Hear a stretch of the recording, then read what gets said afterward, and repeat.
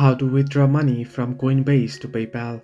Hello everybody, welcome back to my channel. This is me Vipin Investnet, and today I'll guide you on how you can withdraw or transfer money from Coinbase to your PayPal account.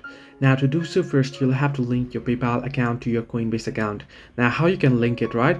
First thing, you want to head into your settings of your Coinbase wallet. There you want to tap on add a payment method. You'll get the list of options. You can see bank account, debit card, wire transfer, and PayPal. Simply select PayPal. It'll ask you to log in your PayPal credentials. You want to enter in your PayPal credentials and log in and tap on agree terms and conditions.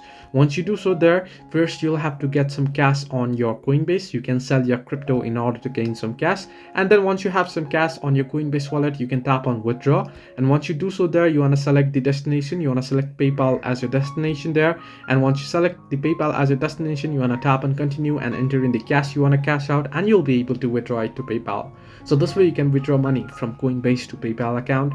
Hope this helped you. Do like and subscribe, and do not forget to leave a comment down below if you have any further issues.